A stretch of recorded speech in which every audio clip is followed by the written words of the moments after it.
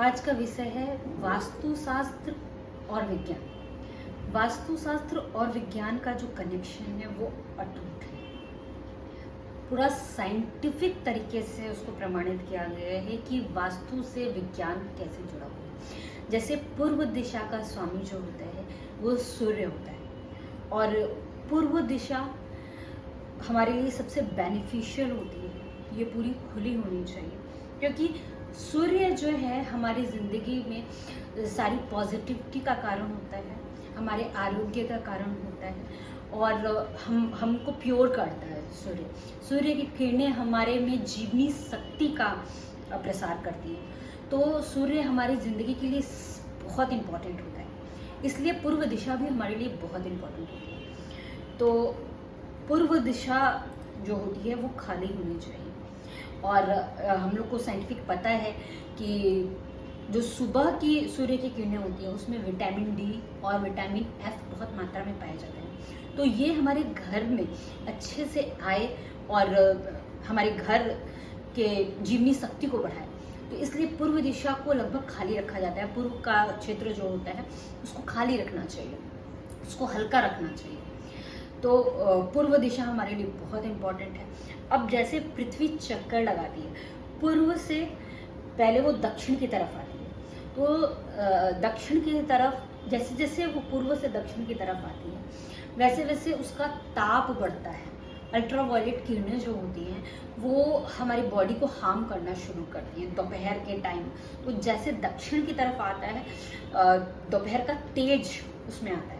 तो दक्षिण का जो हिस्सा होता है वो हमेशा ही बंद होना चाहिए, ओपन नहीं होना चाहिए और भारी होना चाहिए। पूर्व दिशा जैसे खाली होती है वैसे ही दक्षिण दिशा हमेशा भरी होनी चाहिए। इसमें कम से कम खिड़कियाँ हों और कम से कम दरवाजे हों जिससे इसका ताप हमारे ऊपर कम आए और भारी हो, यहाँ पर भारी सामान रखा हो और यहाँ पर आगे की अपेक्षा पूर्व दिशा की अपेक्षा यहाँ पर भारी दीवारों का निर्माण होना चाहिए। ये विज्ञान के द्वारा भी प्रमाणित किया गया है।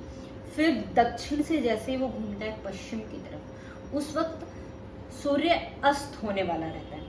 तो पश्चिम की दिशा भी हम लोगों को भारी रखनी चाहिए जिससे अस्त होता सूर्य हम लोगों को कोई तरह का नुकसान नहीं करे, या नींद का टाइम होता है वो, तो वो हमारे लिए काफ़ी अच्छा रहे।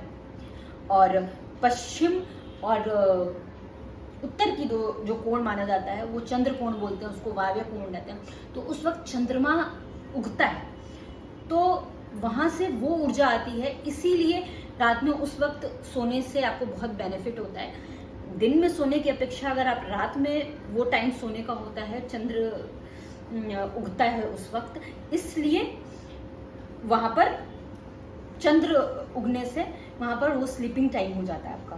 तो वो सोने का टाइम होता है जिससे निगेटिव एनर्जी आपके माइंड में ना जाए। फिर जैसे जैसे प्रातः काल सुबह 4 बजे का टाइम आता है उस वक्त सूर्य की दिशा जो होती है नॉर्थ तक चली जाती है और वो नॉर्थ सुबह जो हम लोग बोलते हैं ब्रह्म मुहूर्त, उस वक्त गुरुओं का दिव्य शक्तियों का आगमन होता है। इसीलिए कहते हैं कि ब्रह्म मुहूर्त में जब सूर्य नॉर्थ से आपके पूर्व दिशा में आता रहता है, वो जो कोण मिलता है ईशान कोण, उस वक्त अगर आप पूजा पाठ करते हैं और मंदिर का निर्माण भी वहीं होना चाहिए, गुरुओं का शक्तियों का आगमन भी वहीं पर से होता है, तो आपको मंदिर का निर्माण वहीं कराना चाहिए ईशान कोण में।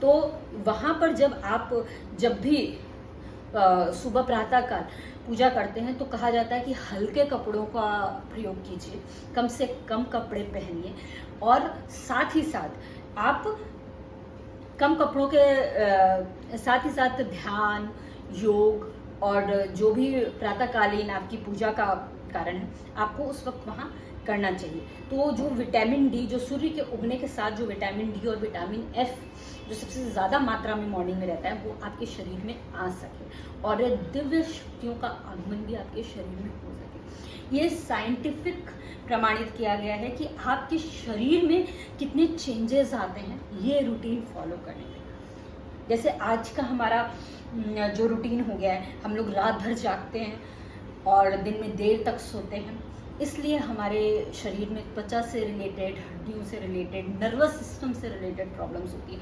क्योंकि पूरा जो हमारे घर का वास्तु है या जो इस दुनिया का वास्तु है वो टोटल भगवान उसको बहुत अच्छे तरीके से बनाया हुआ है। उसको हम लोग को फॉलो करना चाहिए उस रूटीन को, क्योंकि सूर्य ही आपके अंदर जीवनी शक्ति को भरता है।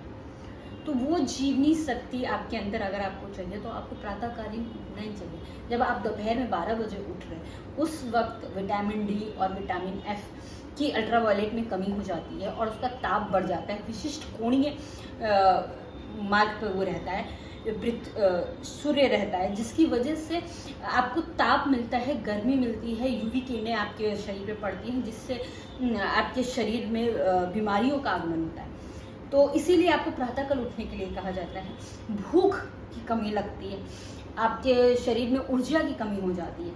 तो ये सारी चीज़ें आपको वास्तु के हिसाब से ही करनी चाहिए और आपके घर का निर्माण भी वास्तु के हिसाब से ही होना चाहिए कि जब सोने के टाइम जिस वक्त सूर्य आपका पश्चिम दिशा में होता है तो आपका जो सर है वो किस तरफ होना चाहिए, ये सारी बातें भी हम लोग डिस्कस करेंगे आगे के वीडियोस में। तो प्लीज़ मुझसे जुड़े रहिए और कोई भी प्रश्न तो आप प्लीज़ कमेंट बॉक्स में डालिए, मैं आपके प्रश्नों का उत्तर ज़रूर दूँगी। Thank you so much.